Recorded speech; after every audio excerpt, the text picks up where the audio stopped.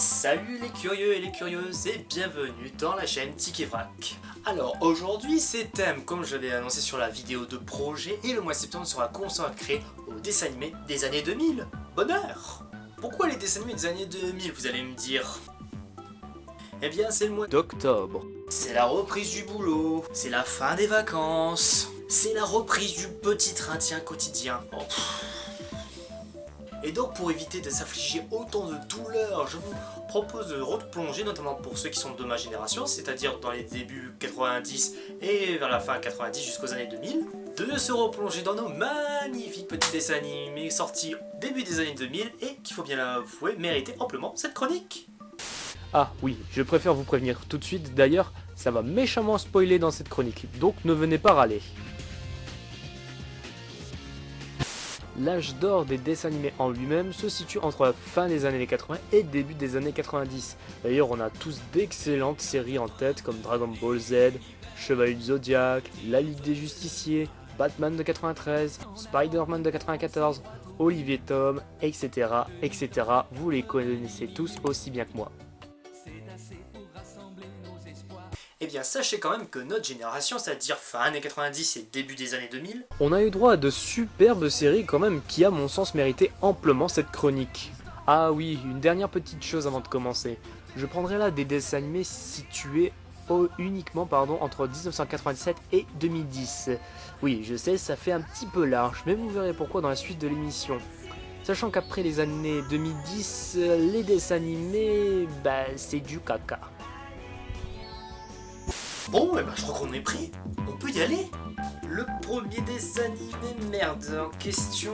attendez, j'ai pas les bonnes fiches, c'est... Le manga japonais Yu-Gi-Oh! Vous avez entendu les garçons, ce dessin animé là, il est pour vous. Yay! Yu-Gi-Oh! Dessin animé japonais diffusé La première fois le 18 avril 2000 en France, inspiré du manga du même nom créé en 1996. Alors, je pourrais dire que ça ne sert presque à rien de vous la présenter tellement elle est connue.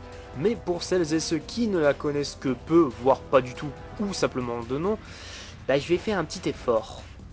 Alors, Yu-Gi-Oh! C'est un animé centré sur le personnage de Yugimoto qui a la particularité de se faire posséder par l'esprit d'un ancien pharaon grâce à son collier du millénium.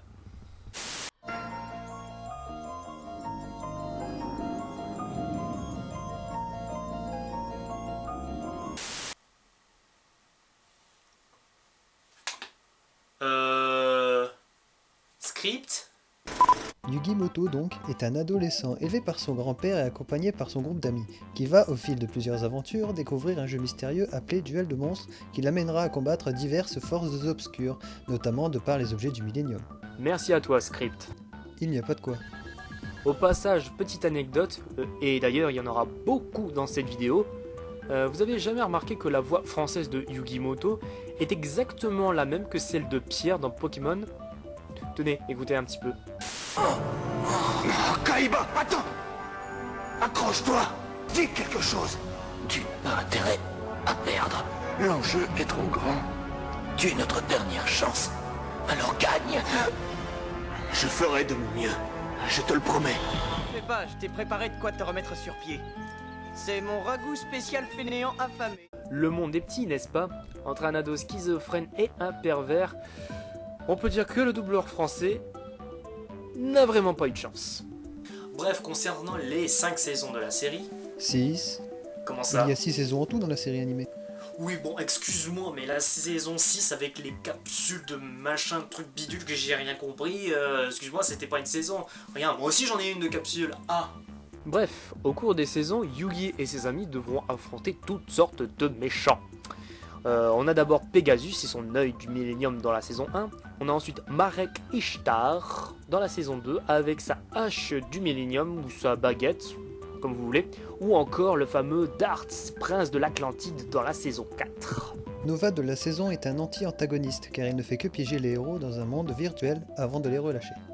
Ouais, encore un gamin qui a trop joué aux jeux vidéo. Ça rend zinzin ces trucs. Parle pour toi. Yugi devra aussi affronter à l'aide de son élégant magicien des ténèbres Seto Kaiba de la Kaiba Corporation, grand frère de Makuba et détenteur du célèbre dragon blanc aux yeux bleus. ainsi que Bakura, l'esprit maléfique de l'anneau du Millennium qui voudra dérober à tout prix son puzzle au cours de toutes les saisons. Techniquement, il s'agit de l'esprit maléfique en lui-même. Bakura est le nom d'un garçon dont l'esprit maléfique a pris le contrôle. Personnellement, c'est pas tellement les scénarios qui m'intéressaient, que ce soit dans toutes les saisons. Personnellement, moi, c'était plutôt les combats, les stratégies, les cartes monstres, ou même les monstres eux-mêmes, je veux dire, ils étaient vachement badass. Autre petite anecdote très sympa, la série Yu-Gi-Oh! S'est très largement inspirée de Pokémon, l'autre grosse série japonaise qui est sortie quasiment en même temps. Et ouais, tous les monstres de Yu-Gi-Oh! Se sont référencés aux fameux monstres de poche. D'ailleurs, certaines ressemblances sonores et visuelles sont perceptibles dans les deux séries. Mais encore heureux que Game Freak n'ont pas racheté les droits de Yu-Gi-Oh! Parce que je suis désolé, mais des Pokémon comme ça... Swiper, the Sky Dragon!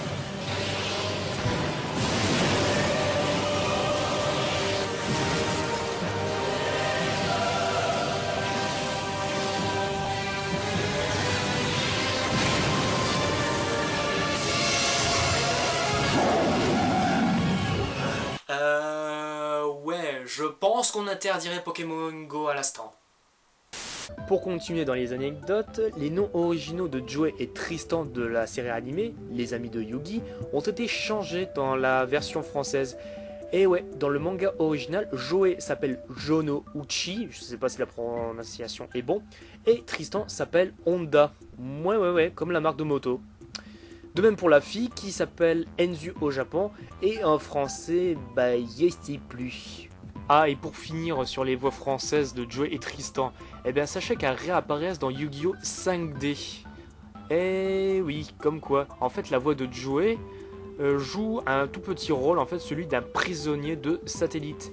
Celle de Tristan, quant à elle, c'est celle, si vous l'aviez pas remarqué, du commentateur du tournoi. Aïe.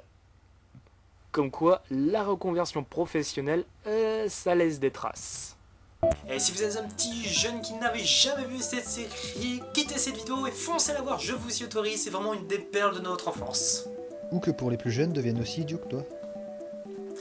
Bon, et ben je crois qu'on est parti. Passons au deuxième dessin animé maintenant. Et tu vas encore couper avant que j'ai fini de... Et voici Totally Spies. Diffusé en France pour la première fois en novembre 2001. La série fut diffusée à l'antenne sur beaucoup de chaînes. Les plus connues, Disney Channel, Disney XD, TF1, Jetix ou encore l'ancienne Fox Kids. La première saison de Totally Spies apparut sur l'émission Tefou le 3 avril 2002 jusqu'au 4 septembre 2013 quand la 6ème saison débuta. Autrement dit, cela va faire presque 15 ans que la série existe et est toujours regardée. Plutôt pas mal. L'histoire quant à elle met en trois jeunes lycées. Ok, allez. Pouvoir montage vidéo en action. 3 jeunes lycéennes, Samantha Simpson, Alias Sam, Clover et Wing, et Alexandra Vasquez. alias Alex. Ces 3 filles étudiantes du lycée de Beverly Hills vivent ensemble dans la banlieue de Los Angeles. Dans l'anime, ça ressemble beaucoup plus à un centre-ville. Dans la saison 5, les 3 étudiantes se retrouvent à l'université de Maliyu. Il aura donc fallu 4 ans pour terminer le lycée. Boah, elles ont dû redoubler. Vous avez donc compris les jeunes filles, si vous avez redoublé, c'était absolument pas grave. Si vous êtes gosse de riche, forcément. Bon, ces héroïnes partagent également les mêmes goûts. Forcément, elles sont copines. Alors, elles aiment le shopping, comme toutes les...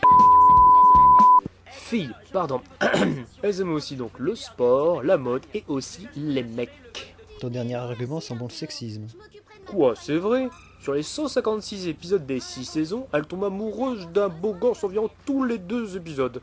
Sans compter Miss Blondie Blondasse qui court après tous les mecs qu'elle trouve. Pour faire quoi? J'en sais rien, mais pour ma part, je pense que c'est pour... Mais attendez, vous allez quand même pas me dire qu'elles ont pas tout un problème. Mais ce n'est pas tout, car derrière cette vie de lycéenne bien adolescentinisée à souhait, Ça ne veut rien dire. elles sont aussi agents secrètes dans l'ombre pour une organisation secrète appelée le... Merde, j'ai encore perdu mes fiches... Le WOOP, qui signifie World Office of Human Protection, qui traduit en français donne l'organisation qui protège l'humanité, et non pas le WOOP, le fameux groupe de jeunes. Je n'ai rien dit. Ouais, une fusion entre les L5 et les agents du Shield quoi. D'ailleurs, petite parenthèse, que ce soit dans la série, les forums ou les sites officiels, il dit que ces 3 filles sont des espionnes dites professionnelles. Professionnel? Sérieusement? Donc pour les plus jeunes, hein, être professionnel, ça ne veut pas dire être très bon. Non, non, non, non, c'est un abus de langage. Non, non, être professionnel, ça veut donc dire qu'on exerce un métier qui est reconnu. Oh bordel, je veux absolument savoir qui est le patron. Ah mais oui, c'est notre bon vieux Jerry. Mais si, vous savez, le vieux mec là qui recrute des ados mineurs pour sauver le monde. Putain la vache! En fait, ce mec c'est carrément un putain de psychopathe! Déjà première chose, ce vieux doit avoir un problème avec les portes, c'est pas possible. Non, parce que je suis désolé, mais quand on voit à chaque fois faire ça...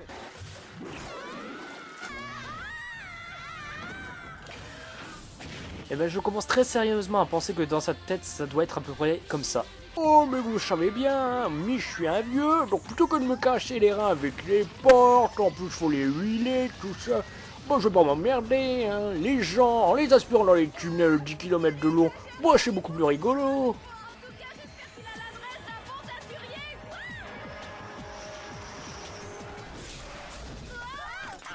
Mais attends un petit peu, si c'est leur métier, ça veut donc dire que... Les combinaisons intégrales moulantes en latex, c'est pas moi qui le dis, hein, c'est Wikipédia. Oui, vous êtes témoin. Bref, tous les machins qui tirent des lasers, les lunettes qui voient à travers les murs, les jetpacks, les voitures qui tirent des missiles, les jets supersoniques qui volent à peu près à la vitesse du son, les trucs qui hypnotisent les gens, les robots géants, les plantes géantes carnivores... en fait, tout ça, ça fait partie de la vie d'espionne, en fait.